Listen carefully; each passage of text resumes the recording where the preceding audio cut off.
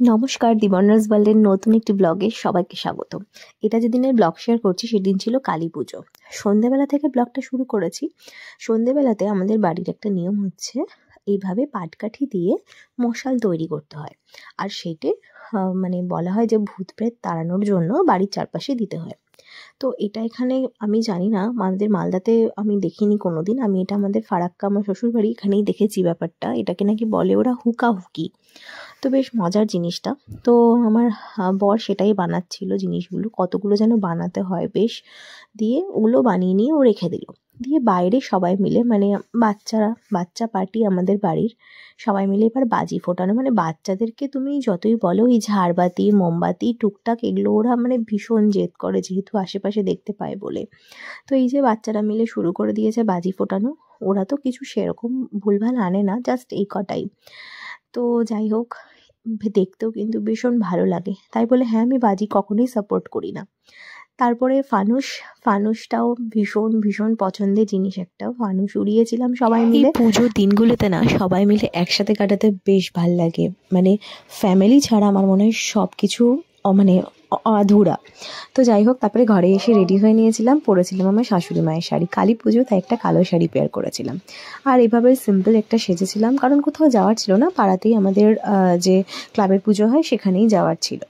তো ব্যাস, আর আশেপাশে 2-4টে ঠাকুর ঘোরার ছিল। আমি কিছু মানে সেরকমভাবে মেকআপ করিনি।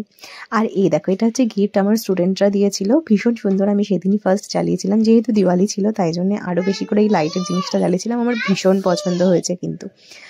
আচ্ছা, তারপরে এই দেখো 14 প্রদীপগুলো আমার শাশুড়ি মা রেডি করে রেখেছিল, মানে তেল সলতে সব কিছু দিয়ে রেডি করে রেখেছিল। সেগুলোকে দুজন মিলে জ্বালিয়ে দিলাম।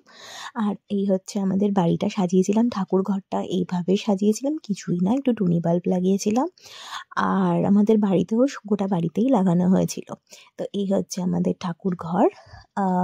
পুরোটাই আমার শাশুড়ি মায়েরই সাজানো। আর তারপরে রাত্রের দিকে এই যে তখন যেটা সন্ধ্যাবেলায় বানিয়েছিল সেটা নাকি একটু রাত্রের দিকে এভাবে আগুন জ্বালিয়ে গোটা বাড়িতে দেখিয়ে বাড়ির বাইরে ফেলে আসতে হয়। তো সেটাই এখন বর করছিল। আর আমরা বাড়ির ভেতরটা এইভাবে মোমবাতি দিয়ে সাজিয়েছিলাম। অ্যাকচুয়ালি কালী পুজোর দিন না ভীষণ ভাল লাগে আমার এই মোমবাতিটা। যতই লাইট লাগাই না কেন বাড়িতে, বাট মোমবাতি দিয়ে সাজানোটা যেন একটু বেশিই ভালো লাগে। তো আমি লাইট টাইট অফ করে আমি জাস্ট এই ভিউটা এনজয় করি। ব্যাস, এভাবেই আমাদের কালী পুজোটা কাটে প্রতিবার। কোনোবার মামার বাড়িও যাই কালী পুজোতে, কারণ আমার মামার বাড়িতে পুজো হয়। তো এবারটা তো বাড়িতেই ছিলাম, ফারাক্কাতেই ছিলাম। তো ব্যাস এভাবেই কাটে আমাদের পুজোর দিনটা।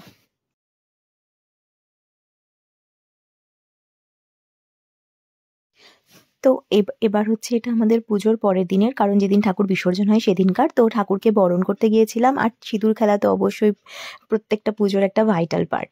তো ব্যাস এইভাবেই পুরো কালী পুজোটা কাটিয়েছি। তোমাদের কেমন কাটলো জানিও, আর ব্লগটা কেমন লাগলো অবশ্যই জানিও। সাবস্ক্রাইব না করা থাকলে একটা সাবস্ক্রাইব করে দিও।